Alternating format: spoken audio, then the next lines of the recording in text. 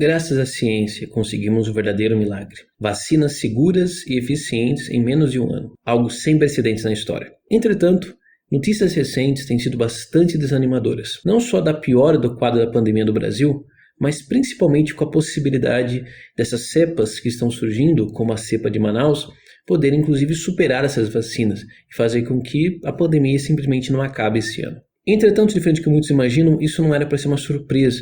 Era bastante provável, previsível, frente ao que nós já conhecemos sobre a teoria da evolução. E, por curiosidade, é uma frase de um conto muito famoso, Alice no País das Maravilhas, que explica a situação que nós podemos entrar. E que, se as coisas continuarem como estão, o Brasil pode ser, inclusive, um grave risco para a segurança mundial.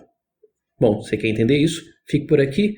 Eu sou Gustavo Lustosa e você está no Biologia Política, um canal de divulgação científica, ensino de ciências biológicas, mas também falando da sua aplicação na política. Ou seja, nós defendemos a tão famosa políticas públicas baseadas em evidências. Ou seja, defendemos conservação ambiental, desenvolvimento sustentável, saúde pública, melhoria na educação e nosso sistema político. Se isso interessa, então fique por aqui, se inscreva no canal, ative o sininho, entre nos links que estão na descrição. Agora você já fez tudo isso, então vem comigo.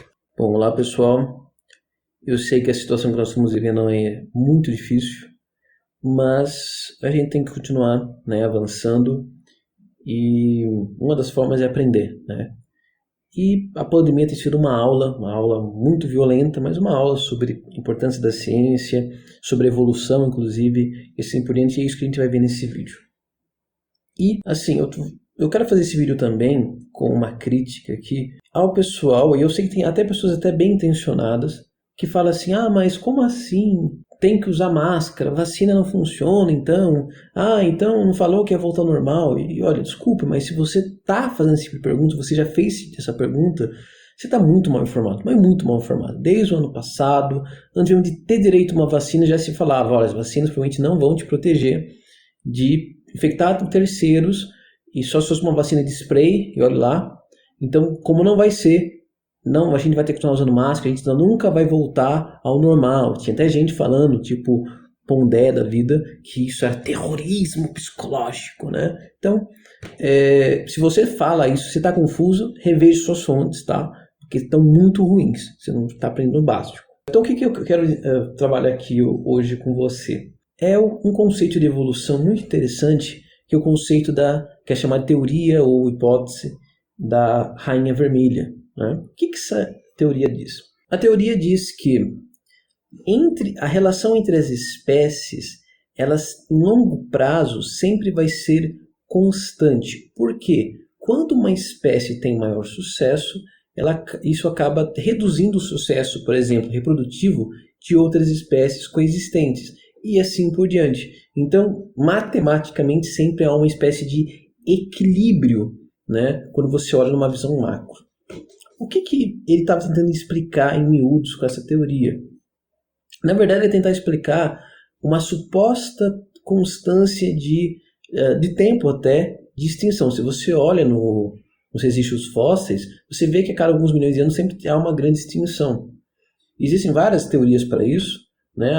Já chegou a supor que isso era uma questão matemática, hoje já é contestada, alguns vão falar que é eventos astronômicos, e assim por diante. Ou questões ecológicas, até adaptativas. Só que foi logo percebido que dentro do mesmo grupo, do mesmo táxon, você consegue ver que existe esse padrão de que, por exemplo, quando há uma maior especiação, ou seja, quando surgem mais espécies, também ocorrem muito mais extinções. Então foi baseado nisso que essa é uma ideia que pode ser assumida como coevolução. Ou seja, espécies que estão intimamente relacionadas, a evolução de uma afeta a outra. Então, quando uma espécie evolui ou muda uma certa característica, isso causa criando uma pressão seletiva, evolutiva na outra espécie para se adaptar a isso. Isso ocorre, por exemplo, entre presa e predador. Então, por exemplo, imagine que um predador, vamos lá, leões caçando búfalos. Então imagine que num determinado lugar, leões comecem a caçar com muita facilidade búfalos que são menores, mesmo os adultos. Então, sem querer, ele está criando uma força seletiva beneficiando os búfalos maiores. Então, a cada geração, a média de tamanho dos búfalos vai aumentar. Isso, então, vai começar a prejudicar a vida dos leões. Só que também isso acaba criando uma pressão seletiva sobre os leões. Os leões mais bem adaptados para caçar búfalos maiores vão ter mais sucesso reprodutivo. Isso vai levar ao quê? Que vai se criar alguma resposta evolutiva para isso, senão esses leões vão entrar em extinção. Então, por exemplo, imagine que os leões mais inteligentes têm mais sucesso em caçar esses búfalos maiores, por criar mais estratégias, ou simplesmente os leões maiores, mais fortes, conseguem caçar búfalos maiores e mais fortes, que é o mais comum. Então, assim como o búfalo vai crescendo, em resposta, logo, as gerações de leões também começam a crescer. E assim, no final, fica um equilíbrio. Leões atacando, predando búfalos, né? Mesmo que em pequenos períodos você possa ter um desbalanceio disso. É mais ou menos isso que essa teoria explica. Hoje, essa teoria ela já é contestada nessas aplicações que eu citei, mas ela é muito boa para explicar a relação de um hospedeiro e a seu parasita. Por quê? Um parasita, sem querer, evidentemente, ele cria uma pressão seletiva sobre o hospedeiro ao qual ele está. Por quê? O parasita, normalmente, ele suga recursos, ele suga energia, nutrientes, e isso faz mal ao hospedeiro. Então, os hospedeiros que têm características comportamentais, genéticas, imunológicas, de alimentação, coisas assim, que dão uma maior resistência a esse parasita, ou que não são infectados por esse parasita, começam a ter mais sucesso. Então, a cada geração fica mais difícil para o parasita original conseguir infectar o seu hospedeiro. Entretanto, isso também gera, então, uma pressão seletiva sobre o parasita. Os parasitas que, por acaso, desenvolvem uma nova habilidade, por exemplo, por mutação, capaz de superar essas novas defesas dos hospedeiros, começam a ter mais sucesso. Então, as próximas gerações de hospedeiros, corrigindo, as novas gerações de parasitas estarão mais adaptadas aos hospedeiros e vice-versa. Então, é uma guerra armamentista, em que os dois lados sempre estão se armando, mas nunca você tem um vencedor. E por que, então, apelido de teoria da Rainha Vermelha? Porque existe uma frase, né, que a Rainha Vermelha diz para Alice no livro, que diz assim: nesse país você tem que correr muito para não sair do lugar. Então é mais ou menos isso. É como se a evolução ela fosse uma grande corrida em que não tem nenhum vencedor, né? No final acaba tendo só tendo perdedores, né? Que é a extinção. Todas as espécies vão ser extintas um dia. Bom, o que isso tem a ver com a pandemia? Tem tudo a ver. Porque nós estamos tendo justamente essa luta do vírus, o SARS-CoV-2, contra nós que somos seus hospedeiros. Então o que vai acontecer? Qual que é a tendência natural? Pessoas que têm alguma característica, por exemplo, genética, imunológica, que faz com que tenham uma maior resistência, uma maior capacidade de superar esse vírus, ou não ser infectado por esse vírus, vão ter mais sucesso. Como nós estamos vendo, há muitas pessoas que entraram em contato com pessoas infectadas e não foram contaminadas, ou que tiveram vírus ou a Covid e não tiveram sintomas só leves. Então essas pessoas provavelmente vão sobreviver e vão se reproduzir. Então as próximas gerações de seres humanos vão ser bastante resistentes a descendentes do SARS-CoV-2. Entretanto, isso também gera uma outra pressão seletiva sobre o próprio SARS-CoV-2. Os vírus, as linhagens, as cepas que tiverem genes, características que facilitem que eles passem para o sistema imunológico, tipo sanguíneo, ou qualquer outra coisa que faça com que esses indivíduos que têm uma resistência maior consigam superá-lo, eles vão ter mais sucesso. Então, a cada momento nós teríamos cepas do SARS-CoV-2 que serão mais contagiosas, inclusive, ou mais contagiosas até causando sintomas um pouco mais pesados que o até mesmo entre as pessoas que pareciam estar bem de boa com ele. E aí vem um outro ponto também interessante. A tendência normal, em longo prazo, é que os sintomas fiquem cada vez mais leves.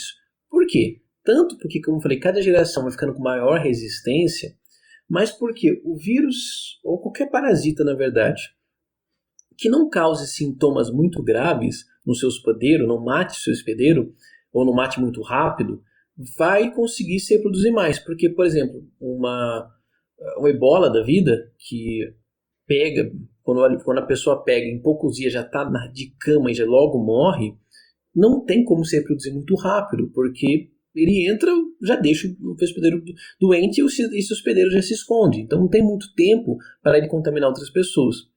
Agora, quando é um vírus, que nem o SARS-CoV-2, que por exemplo demora uma semana para dar sintomas, dentro dessa uma semana, aquela pessoa contaminada pode contaminar várias outras. Entretanto, como é o caso do SARS-CoV-2, ele demora uma semana. Então, é possível sim ainda haver uma piora nessas novas cepas dos sintomas, dos casos e até das mortes, se ainda manter-se essa janela de uma semana para os sintomas aparecerem, porque então ele não vai ter nenhuma desvantagem reprodutiva frente às outras cepas do SARS-CoV-2, tá? Que é o que aconteceu com a cepa de Manaus. Ela aparentemente não só é mais contagiosa, mas também ela é mais letal, ela causa muitos sintomas mais pesados, principalmente entre os mais jovens, isso que várias pesquisas têm demonstrado recentemente. Só que aí começam alguns fatores interessantes. Quando, por exemplo, tem uma população, um país que muita gente está sendo contaminada, o vírus então está se multiplicando muito mais. Então a chance de surgir mutações, de surgir novas habilidades, novas características que permitem ele passar pela imunidade nossa natural são muito grandes. E também dele conseguir superar inclusive a imunidade que as pessoas já adquiriram depois de uma primeira infecção. Porque, vamos voltando, por exemplo, ao caso de Manaus. Em Manaus, segundo vários estudos, a maioria da população, alguns estudos falavam de 60% da população, tiveram Covid, foram contaminados pelo SARS-CoV-2, pelo coronavírus. Então, para uma nova cepa se espalhar, ela toda hora vai se encontrar com uma pessoa que já tem anticorpos. Então você tem uma pressão evolutiva muito forte para que novas cepas superem esses anticorpos para que elas possam sobreviver. Então, lugares como o Brasil ou como o Amazonas são lugares propícios para desenvolver cepas que superem os primeiros anticorpos, que permitem a reinfecção. E pelo fato de ter havido essa nossa segunda onda e o colapso do sistema de saúde, numa cidade que 60% da população já estava contaminada, é muito provável que essa cepa cause infecção. E estudos têm mostrado isso também, apesar de serem preliminares, sem estudos ainda sem revisão por pares, com poucas pessoas. Mas tudo aponta para que sim, ele cause reinfecção. Só que a gente tem o problema da vacina. A vacina, ela também gera uma pressão seletiva. Por quê? Eu estou vacinando pessoas e como essa vacinação tem sido lenta, aqui no Brasil, por exemplo, também vou ter agora anticorpos, agora gerados por vacinas, que são anticorpos mais fortes que anticorpos gerados naturalmente, que também vão gerar uma pressão para que só as cepas que tenham capacidade de superar esses anticorpos ou sejam mais resistentes a esses anticorpos, consigam ter maior sucesso. Então, quando eu tenho um local que muitas pessoas estão sendo infectadas e também está havendo uma vacinação lenta, eu tenho um ingrediente perfeito para gerar cepas que sejam tão capazes de superar os anticorpos naturais quanto os anticorpos por vacina. Tá? Por isso, que é a resposta que eu falei no começo do vídeo, que o Brasil é um perigo internacional. Porque é muito provável que um país, pode não ser exatamente o Brasil, né? Outro país parecido que esteja numa situação parecida conosco, mas pelo visto vai ser o Brasil, é um país perfeito para ser o celeiro criador de cepas que vão superar os anticorpos naturais e as vacinas. É diferente, por exemplo, da África, né, dos países africanos, que não tem vacina nenhuma. Então ali provavelmente vai surgir muitas cepas, muito mais contagiosas, até mais letais, mas elas vão superar provavelmente os anticorpos naturais, não necessariamente as vacinas. Apesar que também pode aparecer lá por uma questão de acaso, como eu já falei. Então, esse é o grande ponto. Esse é o momento, essa é a situação que nós estamos. Nós estamos nessa corrida que a gente pode não sair do lugar. Se a gente fizesse tudo certo, né, uma vacinação rápida, continuar com o distanciamento, nós poderíamos então fazer uma pressão seletiva muito mais forte que o vírus poderia ter. Então iria acontecer que, por exemplo, os vírus, cepas que têm sintomas muito leves, então, portanto, é muito difícil de detectar, seriam os que seriam selecionados. Então aconteceria o que já aconteceu com a gripe espanhola, por exemplo, que nós tomamos vacinas todos os anos, morrem menos de 1.000 pessoas por ano, e a gente nem mais fala sobre isso, apesar do vírus continuar aí. Então, o que tudo indica, na melhor das hipóteses, o SARS-CoV-2 nunca vai nos abandonar. Ele sempre vai estar entre nós, mas, na melhor das hipóteses, bem mais leve, sem precisar fechar tudo, coisa e tal. Agora, se continuarmos da maneira que nós estamos, sem testes, sem distanciamento social, sem vacina na velocidade adequada, infelizmente a gente pode acabar criando um ambiente perfeito para que cepas cada vez piores, inclusive superando a vacina, surjam. E aí, não sei o que pode acontecer mesmo. Ok? Então é isso. Dúvidas, deixem nos comentários, indicações, críticas, fiquem à vontade. Também deixarei as fontes na descrição para vocês destricharem e aprenderem melhor sobre esse conceito. Então é isso. Valeu, falou e sim, fiquem em casa.